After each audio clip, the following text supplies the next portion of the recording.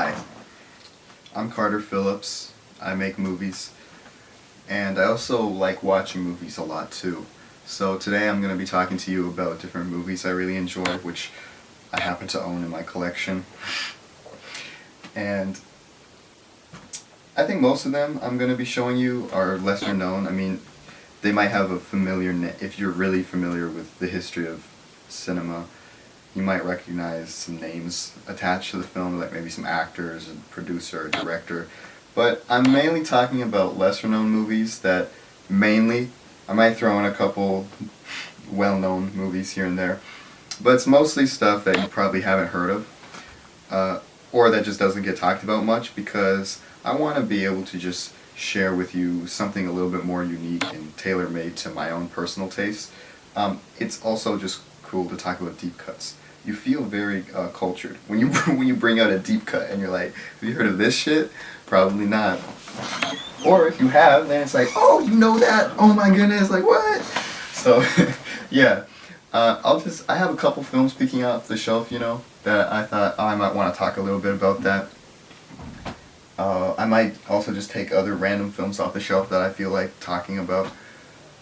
And hopefully I have the right words. Hopefully I have my thoughts gathered, because this isn't my first take. For some reason, when there's a camera in front of me, like, all the profound stuff I have to say just leaves my head, and I'm like, oh, I don't know, it's a cool movie, I guess. It's got a cool title. It looks pretty. So, hopefully I don't do that. I think I should start by talking about something I'm really well versed in and familiar with. So I might as well pick up off the shelf.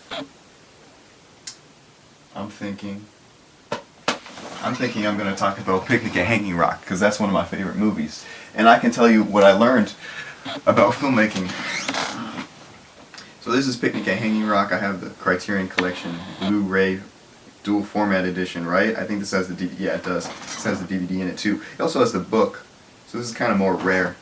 They don't print this anymore, and I own a copy of it because I love this movie. I learned that, a lot of these movies you'll notice I kind of learn from them. I've learned more by watching great films than I have by taking any film classes. And I think that that's the best type of education you can get. There are two great types of education you can get in regard to filmmaking. That is doing it, figuring it out, making movies, whether you improvise it or you prepare and write a script and get a plot structured out.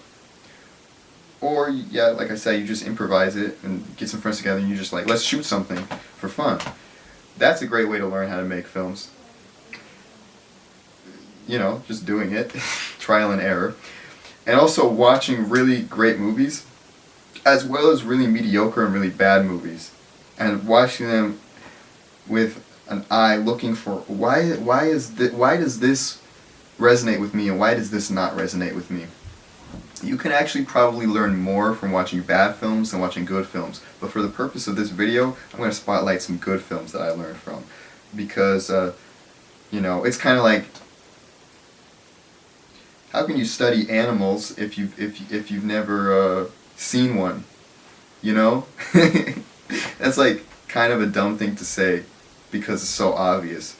But it's the same way. How can you create movies without watching them? You won't ever know religion if you don't know the scripture. You know what I'm saying? Now, there are great filmmakers that wouldn't really watch other people's movies, like Rossellini. But I think that there's a lot of merit that can come with watching other people's films. And you can also learn a lot about the world and other cultures and other eras in time, other decades in time, by checking out a wider range of films from across the world and from decades back. If you watch a film from one country, let's say like Denmark from the 50s, and then you watch a movie from Denmark made in the 2020s, this year or a couple years ago, you can even look at how culture has changed over time. Tradition has changed over time. If you look at, let's say you compare like Ozu's movies with Koreeda's movies, you can see the way the West has influenced the East, and you can see how family dynamics have changed. There's so much merit that you can get from watching a a wide range of cinema. This is called Picnic at Hanging Rock. It's based off of a book, like I mentioned, by Joan Lindsay. And I learned so much about ambiguity with this film. Stanley Kubrick also taught me a lot about ambiguity with movies like The Shining, for example, and 2001: A Space Odyssey was a big one. But sometimes less really is more, as they say. I guess you can interpret that saying in a couple of different ways with cinema. Oh, you know, another good example of less is more is Val Lewton, the horror producer. A lot of his movies, I mean, this was more a testament to the directors he would pick, but they especially with, I mean, all kinds of horror movies, especially during the Hays Code era, they would depict horror, but they would kind of make you piece it together, because with censorship they weren't really allowed to show you all the grotesque details of something really horrific. Anyways, ambiguity is really important because this movie sticks with me. They don't tell. This is essentially a mystery movie, but they don't really tell you much. They leave a lot to your imagination and they keep you guessing up until the end. It's more a tragedy than a mystery. But when you don't tell your audience everything and when you leave things left unknown, it sticks with the audience for a longer period of time. And it keeps them thinking about your movie. In general, that emotion that they're left with, if you did a good job and you've impacted them and they feel something when they're watching your movie, if you also keep them guessing up until the end and you don't tell them everything, that emotion is going to stick with them for longer. That impact is going to be bigger and stronger. So that's what I learned from Picnic at Hanging Rock. I haven't even told you what it's about yet. This is a movie about these girls. It takes place in the year 1900. It's an Australian film, so it takes place in Australia. They go up to the mountains on a picnic on Valentine's Day. It's an all-girls boarding school. Two of them decide to go on their own excursion, and the professors, or not, I guess they're teachers and all that, the administration or the school workers, I'll just call them, they don't really think anything of it. They let them go up on their own excursion to frolic in the mountains. And they sit back. And the girls go missing. Nobody knows what happened to them. And the way it's also shot and edited with the music, it's really, wow. It's cool stuff. It's really mysterious, and you get the feeling that it's possible there's just something supernatural about the time and place in which these events occurred, and things are just odd and don't seem to add up. So it really leaves you guessing, and it's less about the answers and more about how this tragedy, this disappearance, affects the characters. That's really what the movie's about. It's not really about the disappearance of these young girls. It's about how their disappearance impacts everybody around them. And it shows you, so if there's a little bit of hope you can take away from this movie, and really the message of the movie is that if you disappeared, I think all of us, no matter how strong our mental health is, how big our ego is, I think all of us sometimes wonder, if I vanished, how long would it take for other people to notice me? How would other people feel if I vanished, or if I died? If I decided, I'm done with this, and I got in my car or on foot, I just walked away from everything, how would people react? How do people see me? Well, when you watch movies like this, it reminds you that no matter who you are, you do have an impact on the world and on the people around you, even if it's small, or even if you don't realize it. So this is a really, really, really good movie, and it's so sad, but it's worth watching and it sticks with you. That's something that I learned with this movie, is ambiguity is key. So that's one movie I have that I really like. Directed by Peter Weir, by the way, who is now retired, but when he was still working, making films, he was one of the best. I think that's his best film. I'm going to talk about this movie, since I'm talking about movies that have affected. I think all of these films have influenced me, and I think I get influence from more than just cinema. I get influence from literature, from people I know, from my own life, and I get influence from music, poetry, everything.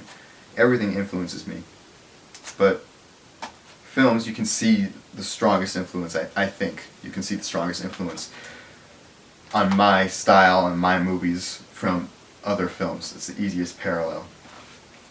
But since I'm talking about films, since I talked about a film that had a really strong influence on me, I might as well talk about a director. This is a little bit more well known, but for Americans, it's not as popular, so you may not have heard of it.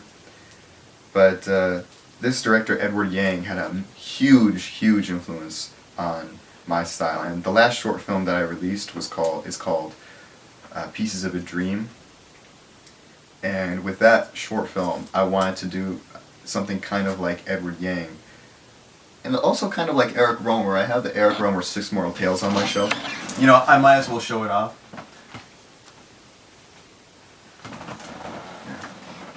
This is the Eric Romer Six Mortal Tales, which also includes the book, The Six Mortal Tales in Literature, because he wrote these as short stories before he wrote them, or before he shot them. These are really good, by the way. If you want to watch some good French filmmaking, check these out.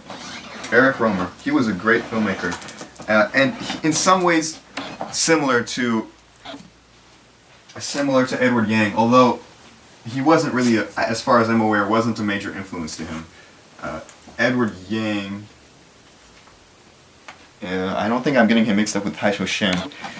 Edward Yang was more influenced by, this is what I'm thinking of. He was more influenced by like Werner Herzog and Jean-Luc Godard. Anyways, I'm just going to talk about it. With my own short film, Pieces of a Dream, I wanted to show restraint because I felt like my movies were really cool, but the editing was really flashy, stylized, and I relied a lot on needle drops and just on music in general. So needle drop, I mean like someone else's music, made for commercial use, or I suppose maybe artistic, just in general, you know. But, you know, music I like listening to, and I would put that in the film and edit the scene with the music. Or one of my friends would make music for me that was made specifically for the film that I would use.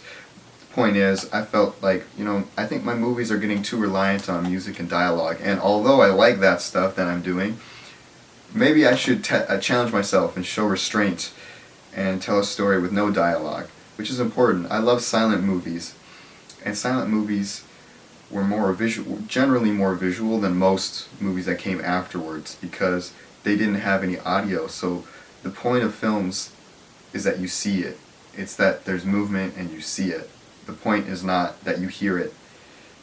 So if you watch my earliest movies, which I don't think are as good, one thing I do still appreciate, I wouldn't say appreciate because they're my own movies, but one thing that I am proud of, that's the right word, with those movies, is that they had almost no dialogue in them, and the dialogue in all of my films is not actually really that important, in my opinion. Other people might disagree with me when they watch my movies, and after I create it, I put that out into the world, so I've created the story, now it's up to you to interpret it. But to me, so in that way, the film is just as much the audience's, my movies are just as much the audience's movies as they are my film, after I've released it into the world. See, this is what I'm talking about rambling. Like, I start talking and none of that really has anything to do with A Brighter Summer Day. But I'm gonna keep expressing that thought I had. Dialogue doesn't really matter, in my opinion. Like, for some people, like for Sidney Lumet, I like his movies. Dialogue matters in his films, I think. I think the performance of the actors is more important than the dialogue they're saying. But it's a big part of the story to me, unless I'm reading everything wrong or I haven't been observant enough, haven't been paying enough attention to other things. But to me, just in general, dialogue is not the big point. It's not even a big part of the screenplay. It shouldn't really be. It shouldn't be the driving force. To me, dialogue, it's like putting salt on your food. The dialogue is the salt, or it's the spices that you put in your food. Dialogue is better when it's not actually what the characters are thinking. When a character says something, but they're thinking something else, or they're thinking something similar, but not the same. Yeah. So, that's kind of how I feel. A lot of the dialogue in my movies doesn't actually really matter that much, and you should actually be paying more attention to the look someone has in their eyes, or someone's body language. In real life, to be honest, language in real life does not really matter. You can say something to someone, and it won't hit them, because they're going to think what they want to think. You can tell someone what you're doing is a mistake. You don't want to do that, and they won't listen to you, because even though it's true, and maybe they know it's true, the words don't matter. They never matter. They're gonna want to fall on their face and learn that for themselves. People don't like being given the answers. They like finding them on their own. So words never really have any meaning, and most of the time, people don't actually say what's on their mind. They just say what they think others will approve of, either to protect their own dignity or just to go along with the crowd. Anyways, that is a massive side tangent. I want to talk to you about A Brighter Summer Day, a film by Edward Yang. I also really like Taipei Story, which Haisho Shen is in. You probably, I'm not going to assume, but you might not know who Haisho Shen and Edward Yang are. They were, Edward Yang is no longer with us. He died pretty young from cancer, unfortunately. They are great filmmakers, though. And based in Taiwan. The two of them helped create and were really the leading figures of Taiwanese new cinema, or the Taiwanese new wave, whatever you want to call it. This is called A Brighter Summer Day. I feel like I've tried introducing the film and then distracted myself so many times already, but that's part of the fun of these videos that I make. A Brighter Summer Day it's about these these people, they move from Shanghai to this new location. It takes place in the 60s. It's based off of a true story, and I would say it's about gang life that these young boys, like, I'm talking like kids to teenagers. Maybe a couple of the characters are in their early 20s, but it's kind of about it's about juvenile delinquency, basically. But it's also about so much more than that, because the film is about not just one character, but many, many characters all at once. I should also mention this movie's I think it's 1 minute away from being 4 hours long, and it has me captivated from beginning to end. Edward Yang really took his time. He had, in my opinion, very deliberate, subtle, and complex plots. You can watch his movies and then rewatch them and notice really, really tiny things between the characters. I'm thinking in Taipei Story, there's some stuff with this character goes to Japan, he comes back, he also goes to America, but he comes back, he has these cassettes of Japanese commercials. And I think he has them taped over a baseball game, and he loves baseball. And when his significant other, who at the time was the wife of director Haisho Shen, maybe she wasn't married to him yet, I don't know, or not Haisho Shen, Edward Yang, when she sees that he taped over his beloved baseball games with Japanese commercials, she's really affected by it. And it might seem kind of weird, why does she care so much? But it's all in the subtleties. It's all, yeah, oh my goodness. And I'm not going to go into Taipei Story, because if I start going into that, then I'll get into another tangent. So it's about these kids, young adults, basically teenagers. Some of them really young, middle school age, maybe even younger. But these kids getting into trouble, getting into fights, gang violence, all that. Over in Taiwan, and also you can also see generational. Is it called generational curse? What's the word? But you can see how the kid takes on different negative characteristics of the father. At least I think you can see it in this film. there's so much going on. You just gotta watch it. You gotta watch it. Like, I don't know how much I should say and how deeply I should analyze the film and go into the movie. Firstly, without rewatching it, so that I'm like completely refreshed on it. But also, I don't know how deeply I want to talk about this film. If you haven't seen it already, but it's so good. Oh my goodness! And you can also see like the way American culture, like American music, has an influence on them, and maybe even in ways that they dress. You can kind of see the way that they're attracted to 50s Americana, even though it takes place in the early 60s. So anyways, this boy, he moves from Singapore to, I think he's in Taipei. I could be wrong. I don't remember which specific city he's in.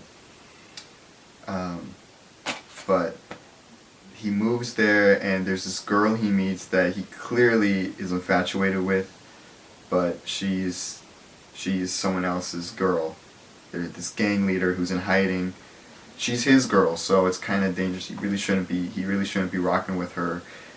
And then the guy comes back, and he ends up realizing this dude, I mean, his life is kind of fucked up because of all the crime he's involved in, but he's a cool and chill guy, and he's got like street knowledge, I feel like. And he says, "Have you ever read War and Peace?" And the kid says, I think he says no, and he was like, "Well, when I was away, I read War and Peace," and it really had me thinking about stuff. Oh my goodness, this movie's like, when I say that stuff to you, and like you haven't seen the movie, so you don't realize like how that how that scene hits. But like when you're watching the movie, like, oh damn, okay, like wow, this movie, it's so good, and the way the music makes me feel when I watch this movie is incredible. You gotta check it out. It's this long, sprawling saga of youth and the restlessness of youth and the tragedies that when you're young and someone dies, it affects you in a much stronger way than it does the older you get. Because as you get older, you get more used to losing people. But when you're young, it like really affects you. And this movie kind of touches on that too. This might be the best coming-of-age movie I have ever seen. It also just might be one of the best movies I've ever seen. I highly recommend it, and it's like, this movie's so good that I start talking about it, and I just get lost in the aura of the movie, and I become at a loss for words, and everything just like, all the things I want to say about this movie, it doesn't come together correctly, and it just flies out of my mouth, just random memories I have of scenes and ways the movie made me feel, and I can't even express it in a succinct way, because that's how good the movie is. It just leaves me mesmerized. So please watch this movie, and check out Yi Yi, which I have on the shelf too. That's a good one. I might as well pull Yi Yi off the shelf if I'm gonna put this one on. Wow, I just checked, I've been talking about movies for 23 minutes. So, yeah, check this one out. This is Yi Yi. Oh no. Even more so with Yi Yi, which came out like 8 years later, I think it was. I think A Brighter Summer Day was 90. Oh, can you not see the covers of these when I'm... Oh, you could probably see it now. Maybe I should hold the covers further back so that they're not getting silhouetted. I don't think that's a word. But especially with Yi Yi, you can see that Edward Yang he's telling many people's stories all at once, because he takes his time with his movies. Usually they're slow, the shots linger, and he's making films not about, it's like a community. He shows each individual, so they are films about individuals, but all of these lives of these characters, they all culminate to create this sense of community, to encapsulate the Taiwanese people. It's really, really, really, really, really good stuff. Another thing, when it comes to making movies with a really slow pace, like this slow pace of this video I'm making, where I'm just rambling and speaking all kinds of movie jargon that you probably, that would bore most people. while I'm doing that, slow pace, I don't know where I'm going with that. Point is, when you let a shot linger, and especially if you have like two subjects, maybe more, or even just one subject, really, if you have a person in the shot, you just let it linger, it sinks in more. And the audience either gets bored if they don't have a long attention span. You gotta hook them in sometimes. Sometimes you gotta hook them in, and then, okay, now that you got them hooked in, now you can slow the pace down and take your time. But the audience will be more attentive, and they'll pay more attention to like the really tiny details, and so they'll pick up on small subtleties. Sometimes it doesn't really matter how good the actors are.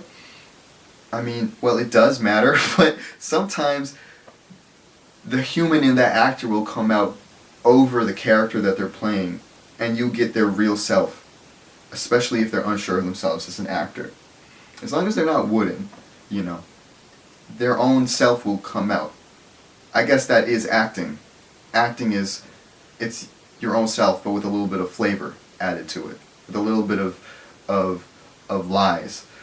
However, even if they're not really acting, if they're just being themselves with the camera rolling, even though they're playing a character, then little pieces of themselves and their relation to the other actors that are in the movie, how they feel about the other actor as a person, it comes out.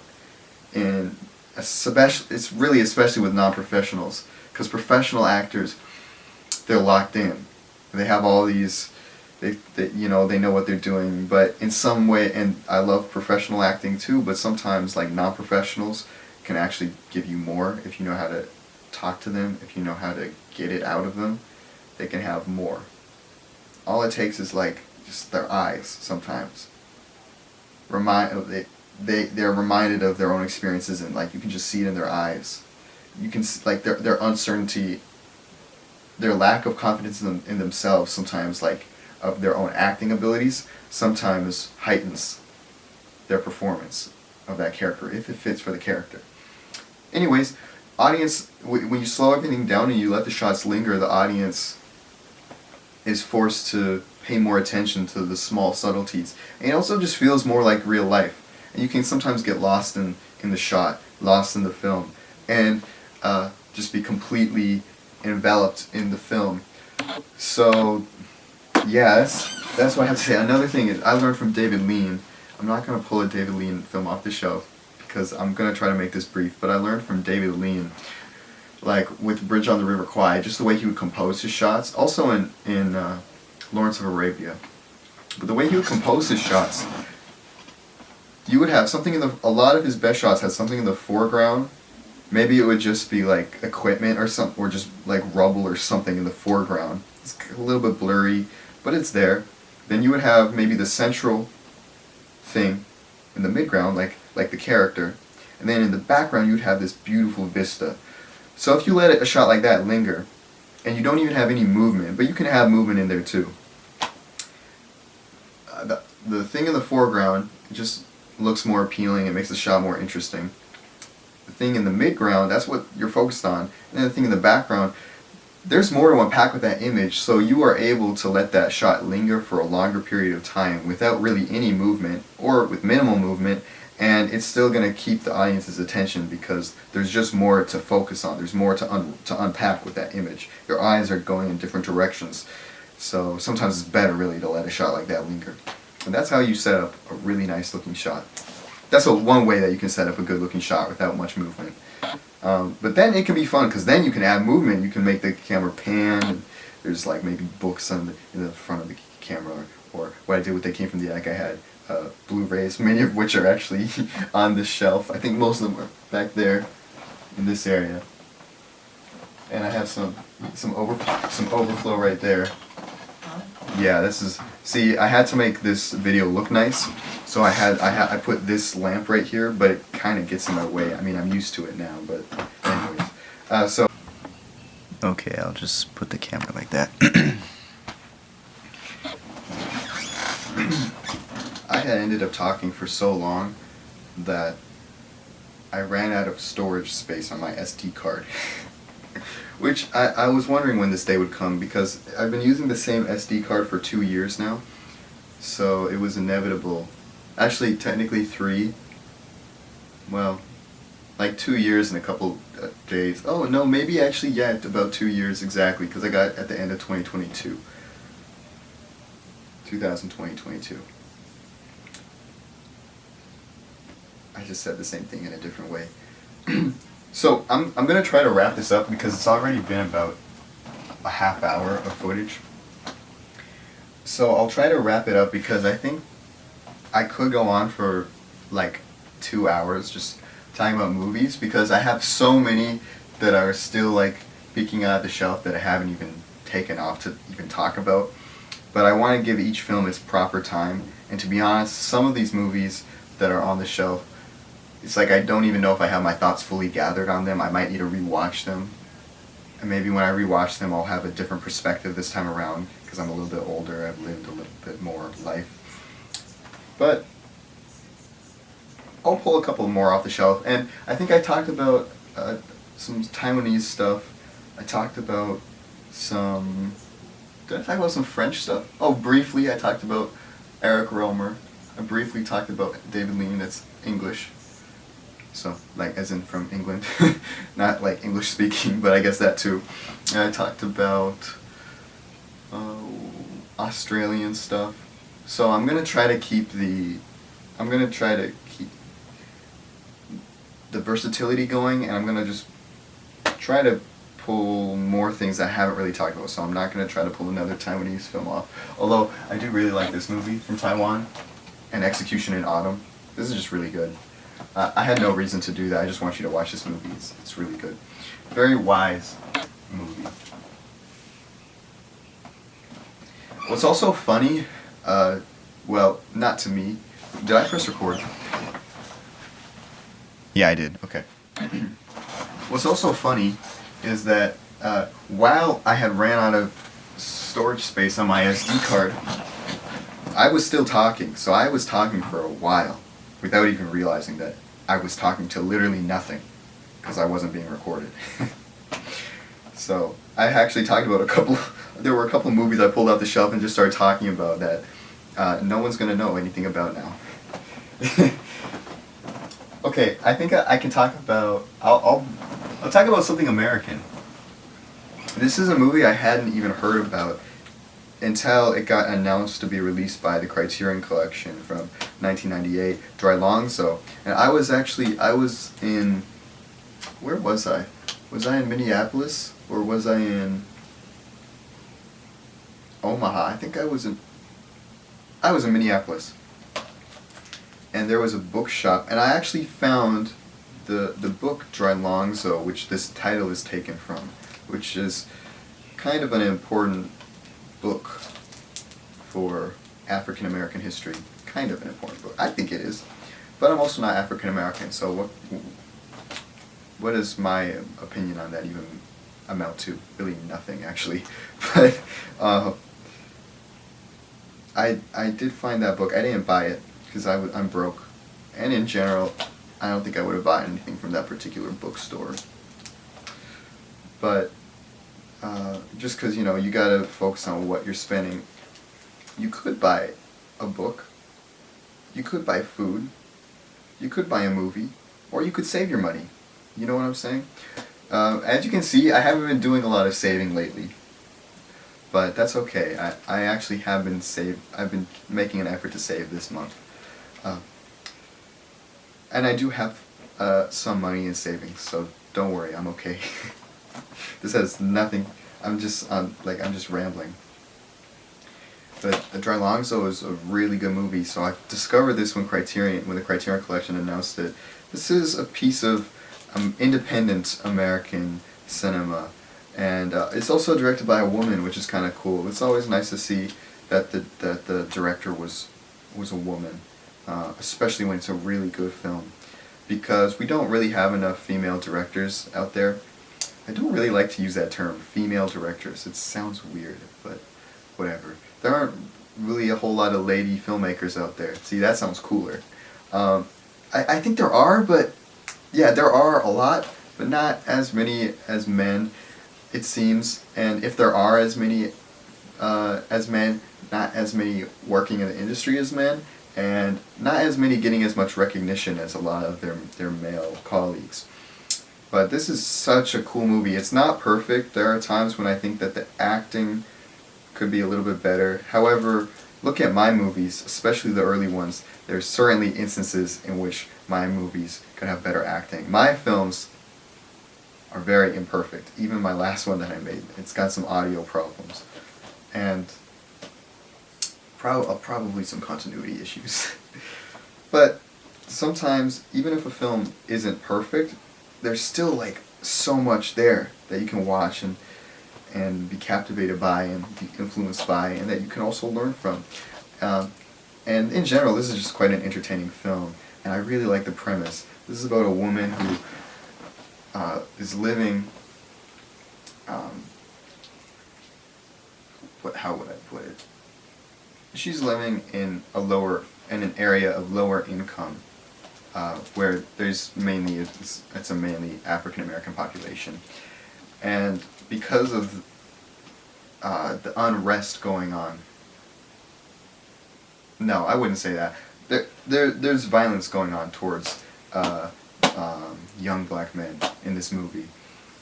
Potentially a killer going around and hurting these people. Killing them, actually. Not just hurting them, but like murdering them. So this woman, this is what's so cool. This is why I want to watch this, because I like this premise. She's taking pictures of these young men so that she can, not just for her, but I think just in general, as a testament of their existence. Because in the movie she says that it's like the black man is, the African American man is going extinct. They're an endangered species. Which is a line that's a good line. That could be like a bar in a song. If you can get that to rhyme with something. Or even if you just take a soundbite from the movie and then you put that at the beginning of the beat or in the middle or at the end of the beat. Or it may be before the beat starts or right after it ends. So she's taking pictures of them to encapsulate them as like a time capsule and to show that they existed. I really like that premise. So even though I don't think the film is perfect, I think that the acting could be a little bit better. I think it's shot really well. I like the colors in this film. It's shot on film, so it looks really nice. And you can just feel the spirit of being young and making movies. You can just feel it in this. It feels very do-it-yourself and low budget. And I love watching big, expensive movies with a big scope, but I also really enjoy watching low budget films where you can tell like friends like someone got together with their friends and then they made the movie. You can tell, and that's so enjoyable to see. That's what my movies are, and hopefully people get enjoyment out of that. Yeah, good movie. I really like it. Not perfect by any means, but very good. Also, I really like that cover art. I hope you can see it well. I'm trying to put it here, so maybe it's not. Maybe it's a little blown out right now. Good film. And I have it on the shelf right next to I Am Cuba. So that's a big contrast.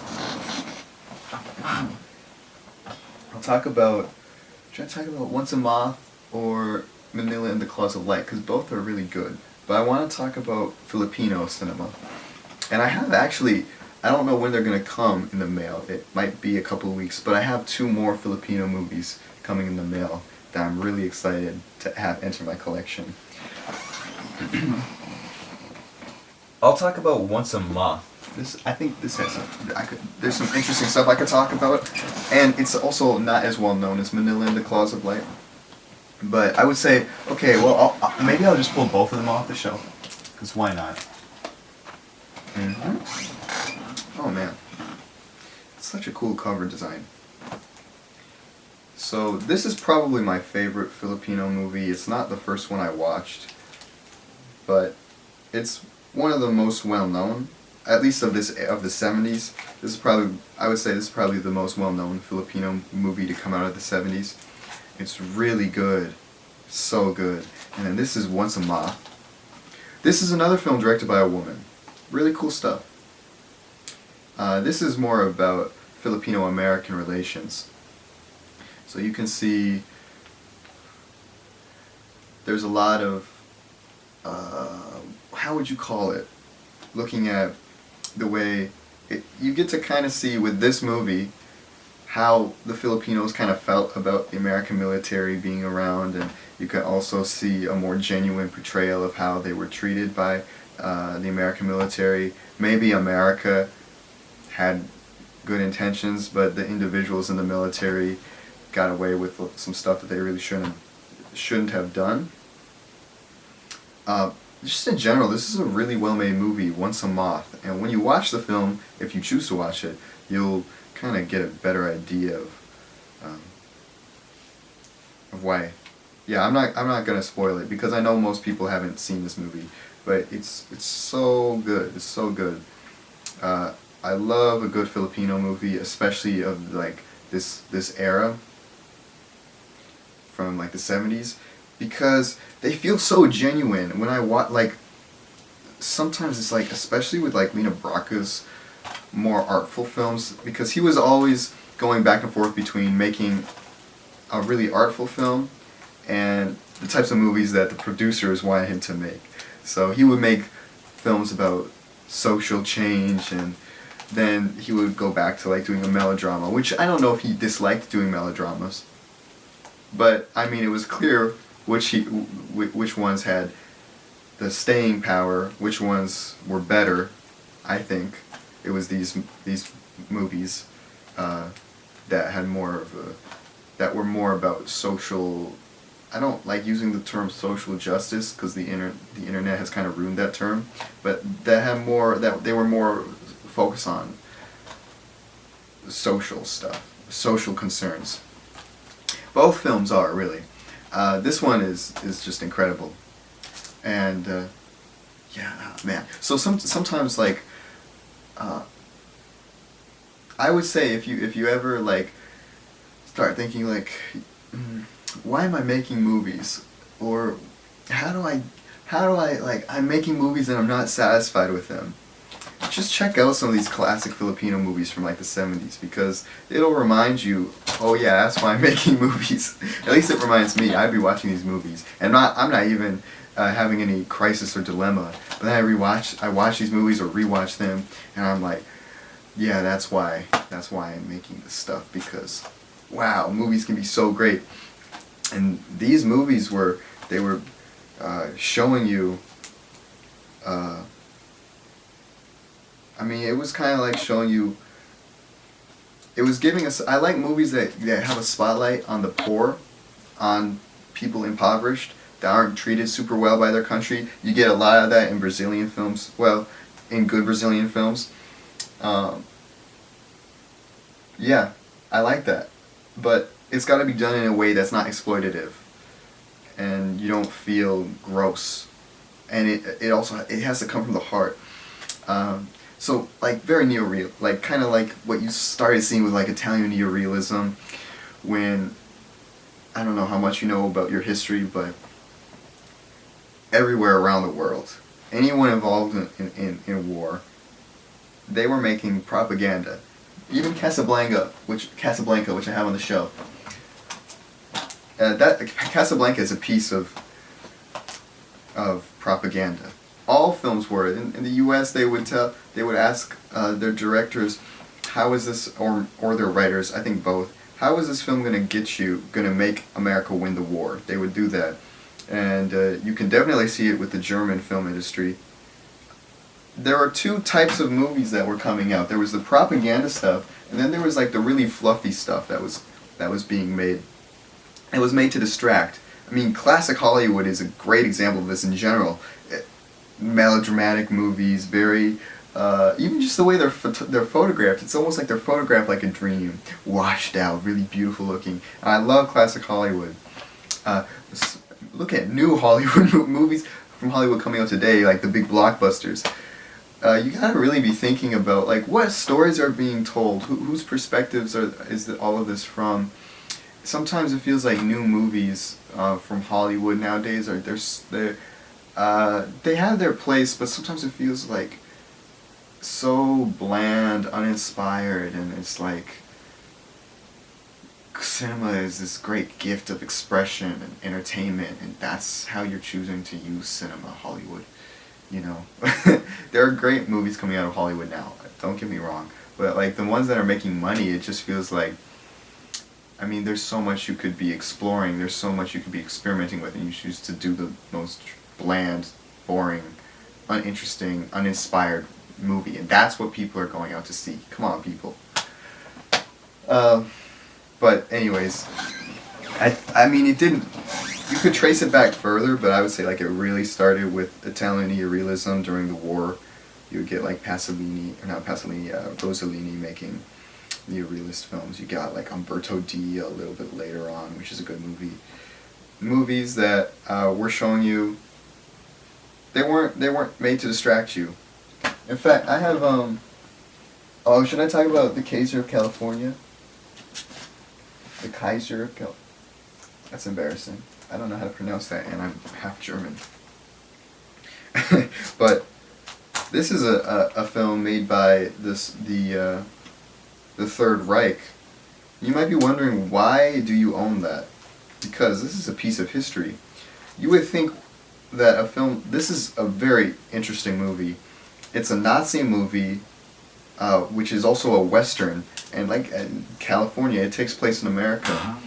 This was before America was involved in the war, so it's really interesting to see the way the Germans saw America and the way they glorified America. A lot of people don't realize this because the school system here doesn't really like to mention it, but Hitler loved America before they entered the war. America also, they didn't enter the war to stop the Nazis and to save the Jews.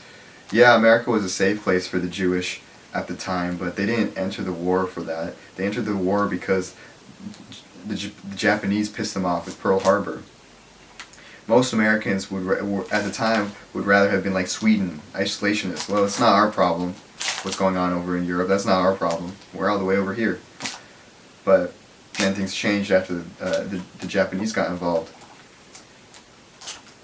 But Hitler, he loved America. And if you look at the Holocaust, and if you know your stuff, Hitler looked at the way that America had treated its Native Americans, because there's another thing, in school they don't really tell you this, but there was a genocide committed. I mean, we know this, as Americans we know this, but we don't think of it as genocide, and we don't really, all the time, really think about how bad it was. But the Europeans came to America, and then they tried whitewashing the Native Americans, and they also committed genocide on them. And then they displaced them and told them, you can't live here amongst everyone else. This is your little spot of land, your reservation that you get. And they do that. They've been doing that with most, I would say probably every minority throughout history, and you can still see shadows of that, or the impact of that to this day. I mean, the black man went to the ghetto, the Asian man went to Chinatown. I think even if they weren't Chinese, they would still end up in Chinatown. The white man would get the suburbs, eventually when the suburbs came around. And the Native American, they were the first to have this happen to them. They got the reservation. And on top of that, in history, their bison was killed. Not extinct, but I mean, they're not, as even to this day, I think the bison is still an endangered species. I mean, wow, it's crazy. So that's just a history lesson for you. But Hitler modeled the treatment of the Native Americans as well as the treatment of the African Americans. I think particularly post-slavery, and how America treated the African Americans, or the African Americans. That's a weird way of saying it. But how America treated black people after slavery ended. He looked at that and he modeled that off of, and in his mind, he was perfecting America's discrimination for the Jews as well as any other minority groups. So that could be like gypsies, African American, or well, African Germans, any type of immigrant, anyone non-white, basically. and he didn't want them to corrupt the German, the Aryan race. So even if you were like a quarter non-German or non-white, you would still be sent to the concentration camp. Anyways, you would think the German film industry under the Third Reich, since it was all propaganda, the way it seems to be told a lot of the times is it's expressed that these movies were anti-Semitic and they were all anti-Jew and they were reinforcing that anti-Jew sentiment. But actually, they did have that there. I mean, I think the Titanic film that they did, I don't have a copy of it, but it's also been released by Kino. That one, I think they blamed the Jews for the sinking of the Titanic. So there was that. That was there. However, a lot of it was also made to distract. Just like in America. America had all kinds of propaganda films. And because America won the war, and although, you know, they did bomb Japan in a pretty devastating way, they're overall seen as like the victors. They're the heroes of World War II. Like people look at them in history and they're like, okay, yeah, they were on the right side of history. So because they were on the right side of history, they don't get really criticized. And you know, I love a lot of those classic Hollywood movies too. But they were doing really the same thing. They just happened to be on, for the most part, the right side of history. But you know, nuclear and atomic warfare, that they kind of started that too, and they created Hiroshima. They destroyed Hiroshima and Nagasaki. So I mean, no one's perfect, I guess. I don't know, but because they were on the right side of history for the most part, we kind of look at that, what they were doing, their war movies, their propaganda movies, and their escapist movies, and we celebrate that. But everyone was doing it, so it wasn't just pure propaganda all day, every day with the Nazis. They also would distract the public with stuff like this. They were glorifying America too with this movie. It's also just really weird to see an American Western with German actors. Everyone they're all German, and they're speaking German. It's so strange. But yeah, this is what they do. So this is a really important piece of history, actually. And I think it is. I think it's an important piece of history. What year was this? This was 1936. I was thinking this was early 40s, but that would make sense. 1936. So, I'm going to check just to make sure it's still recording. It is. Okay, that's good, because I said a lot of... I was spitting facts at you. I was telling you... I was giving you a history lesson right there. Oh yeah, so Italian neorealism came out of this because the Italian film industry was no different. It was all easy, very best word I could use is just fluffy stuff. And a couple filmmakers were thinking, why don't we just tell it as it is and make stories not of the upper class, not stories made to distract, but we just say it as is. This is what my neighbors are going through. This is what my community is going through. We don't got a bunch of money. We're at war. And so they made Italian neorealist films. And these movies were not really supported by the government, but they were created. And they are really cool. I mean, so, you know, I'm thinking like Rome Open City, Umberto D came a little bit later, Bicycle Thieves. And it was cool stuff. But there were definitely movies that predated Italian neorealism that don't get talked about as much. It's kind of like that one thing, nothing is original. It's true in art, no matter what you find, everything that was kind of game-changing, you could probably find an example of someone doing something similar years later that just, it didn't catch on when that person did it. Like there's a Mexican film, Two Monks, which did a really similar thing that Kurosawa did in Rashomon, where you tell the same story but from different perspectives, and then in the end the viewer gets to decide who's correct, or maybe the truth lies somewhere in between the two stories. But they did that before Rashomon in like the 30s, and that film, I don't think it did well at the box office. I could be wrong, but it didn't really catch on. It's not considered a classic of world cinema to this day. Also, you know, you gotta check out some Mexican horror movies. I love Mexican horror films. And I have a box set just of Mexican horror movies. Oh man. Mexican movies in general. There's a lot of good stuff going on in Mexican movies. There's some heat. There's some heat there. It doesn't matter what decade it was made in. It's just about every decade probably has something interesting worth watching. So back to what I was talking about. Manila and the Claws of Light. This is really good. Yeah, probably my favorite Filipino movie. I like that these Filipino movies, they're telling it as it is. The Philippines were not really taking care of their poor at the time, and it was because of, the way the government was being run. You would think that these movies would be like shut down, because they didn't. I don't think they really liked what he was doing with these movies. You would think that they would kind of be like, just like other governments. They would probably confiscate these films and destroy them and silence the filmmakers, but that didn't happen here, and these films survived. But yeah, just really good stuff. I highly recommend it.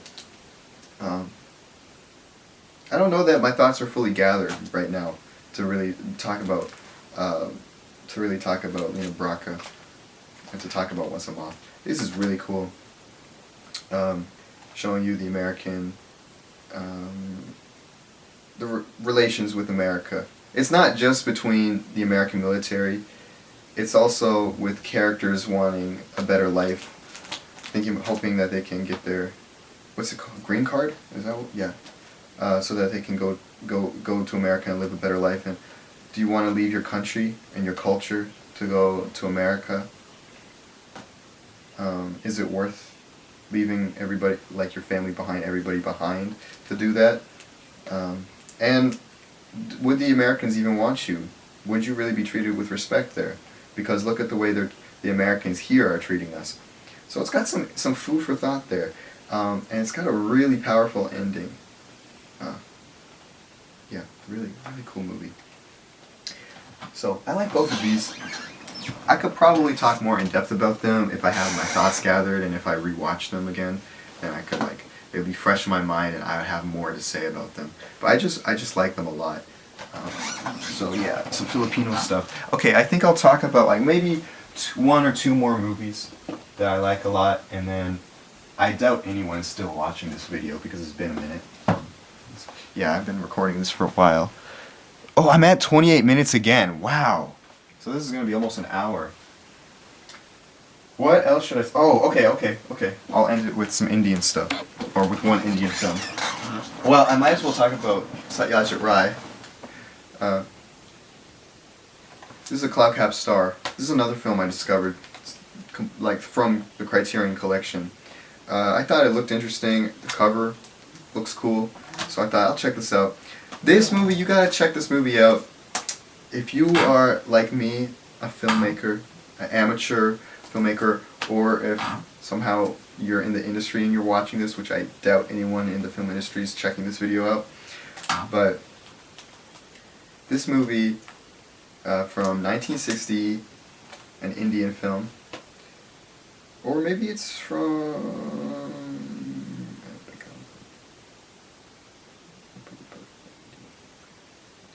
Okay, yeah.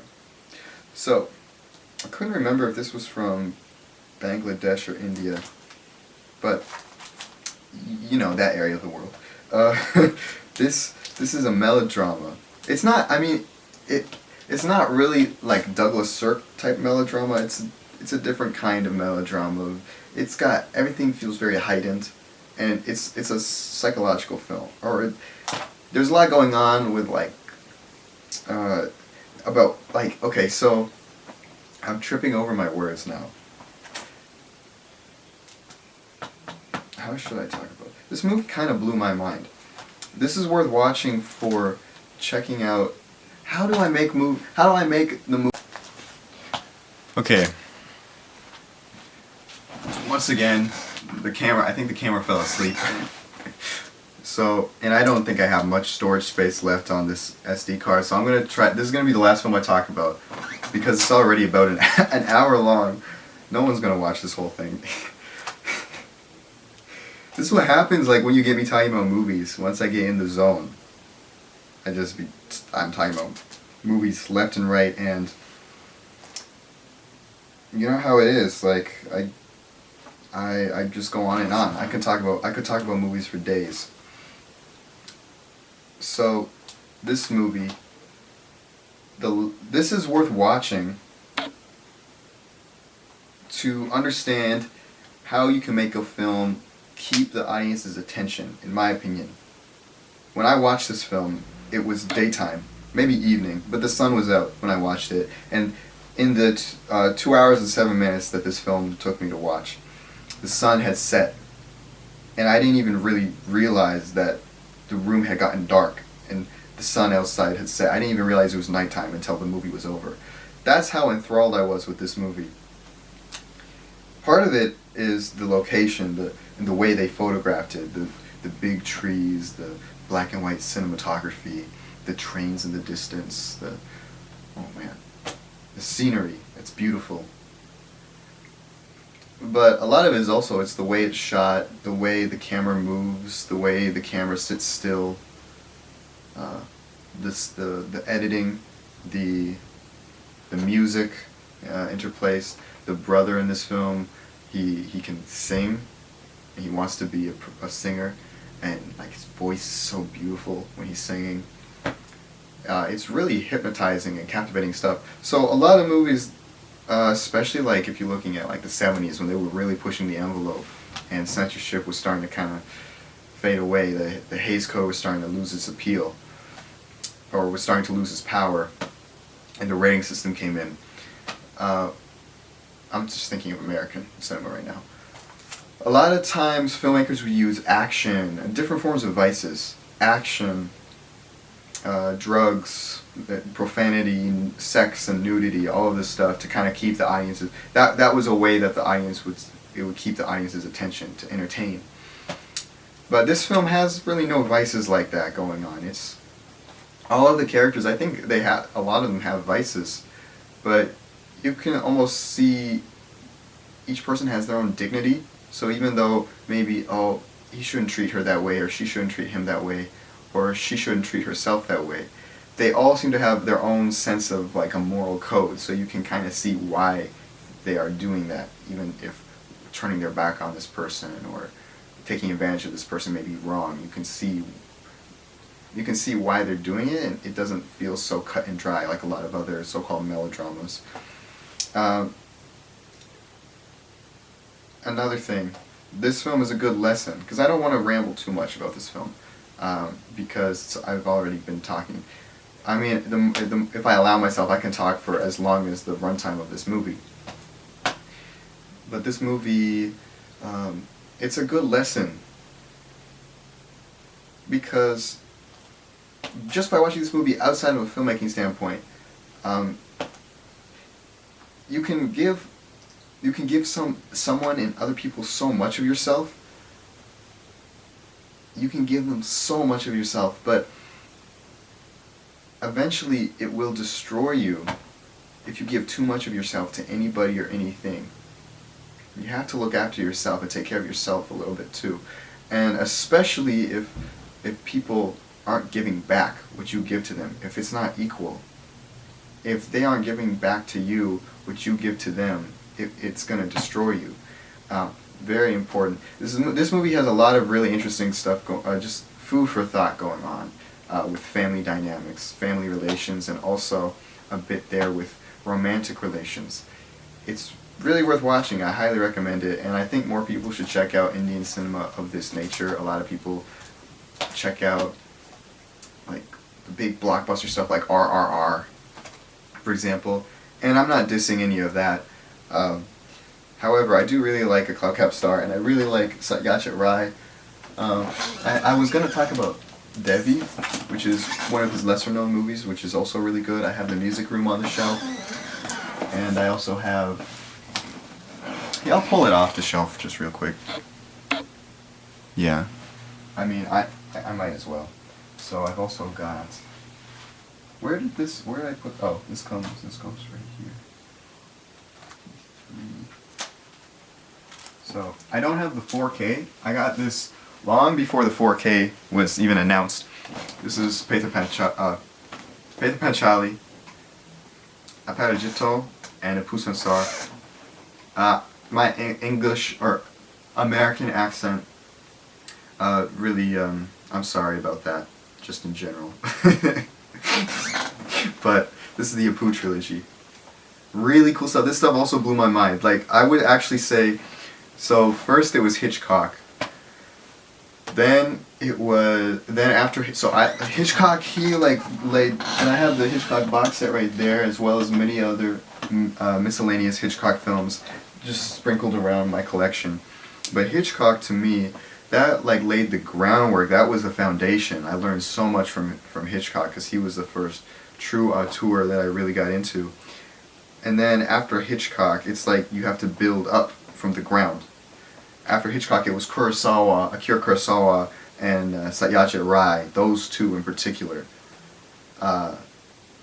They taught me so much on how to make a film, how to keep the audience's attention, how to captivate an audience. This trilogy, this might be the best trilogy ever. Please check this stuff out. These are all from the 50s too. Last one was 1959. And they are still fresh and enduring and beautiful to this day. And there's so much experience and wisdom, like like, oh my goodness. There's, it's not just watching it as to be entertained and watching it to learn how to make your own movies. This is culture, and this is you can like, it's like wisdom, you know, there's wisdom here. So I really recommend you check out really anything by Satyajit Ray, but especially the Apu trilogy, because this stuff just, it was Satyajit Ray and Kurosawa that I would have to credit. After Hitchcock, I would have to credit Akira Kurosawa and Satyajit Ray in particular for just like showing me how to create cinema. So they were like, it was those three really that were like my movie masters, the filmmaking masters. So I'm gonna leave it there. I'll leave it at the Apu trilogy, and then I'll also just show you some Hitchcock stuff that I like, or not Hitchcock, some Kurosawa stuff, because I can't go a single video without talking about Kurosawa. So really quickly, we have Seven Samurai. This is the 4K. I also have the Blu-ray because, you know, I've been into Kurosawa for a while. So there was the Blu-ray, which I have. It's by number 2 from the Criterion Collection, and then later it got announced on 4K. So these are the two next to each other. I mean, you don't need me to tell you to check out Seven Samurai. Hopefully you already have, but I doubt it. High and Low. I have all of the Kurosawa films released in HD from Criterion. I have Yojimbo Sanjuro. This is the Blu-ray because as I'm recording this, the 4K hasn't actually been released yet, but I plan to get that immediately because I just gotta have it. This is the dual format edition, so it has the DVD in it too, of Hidden Fortress. This was the last Kurosawa film I got before I completed the collection. Then I've got Rashomon, which I briefly mentioned earlier. I've got I just said Hidden Fortress. My favorite Kurosawa film, Throne of Blood. Yes. You know, me and my grandma Barb, we would watch Kurosawa movies. Whenever we would, sometimes just Japanese movies in general, but most of them were Kurosawa films. Me and her would watch a lot of Kurosawa films together. And my uncle Paul, he owns the Criterion DVD of Sanjuro. So me and him watched Sanjuro together. I watched Yojimbo and Sanjuro with my grandmother, back to back. I watched Throne of Blood with her. I watched, here's Dreams, the last one, I think. I don't think I skipped any of them. And then I also have Ran. I watched, a lot of those Kurosawa films with my grandmother. There's Ran. Most of them being like the samurai stuff. And then with my Uncle Paul, her son, I checked out. Me and him watched. By the way, I had already seen all these films by the time I was showing them to my grandma. But me and Uncle Paul watched Sanjiro. I was talking movies just in general with him, his wife, and my sister. Because I realized later on that my movie love must have come somehow from my dad's side of the family. With like, that must be where I don't know, the taste came from, without me really realizing it. Because like he has like Nosferatu, the original, on VHS from Kino, and he has Sanjuro from Criterion on DVD, and all these other really good movies. Because I was peeping his home video collection a couple of years ago when I was staying at his place, and I discovered this stuff without his help, but it just kind of happens to be that he's also familiar with this type of thing, with like movies in the same sense that I am. And my uncle Chris, when he came over and he saw my collection, and he was like, me and him were able to talk about like Franco Nero. He thought he was going to school me. I already knew who Franco Nero was. I pulled out Django. I pulled out my Cosa Nostra box set. I have other Franco Nero films. We were talking pre-code gangster movies like Public Enemy, Little Caesar, and all that. So somehow that taste comes from his side of the family. Without any of these family members sitting me down and schooling me, I discovered this stuff. So it's like a genetic thing, I think. But me and my grandma, we would watch Japanese movies, mainly Kurosawa films, all of the classics, black and white, Technicolor stuff. Well, yeah, black and white stuff. And those are good memories. And I showed my grandma Throne of Blood, and she had never seen it before. And when the movie was over, she patted me on the shoulder. She said, "That's how it ends." Then she patted me on the shoulder and she said, "Well, that was a damn good movie, boy." And in that moment, I was like, "Okay, I did good." That's good. And that was a great compliment. That meant a lot to me, because that coming from her, that means a lot. That does mean a lot from grandma. And she would watch movies with my sister, like animated movies, you know, like DreamWorks stuff. My older sister, well, all of my sisters are older than me, and I don't think she ever said that to my other sister. So I'm winning the best grandkid competition there. That's all I gotta say. I mean, there's more I could say, but I should end it there.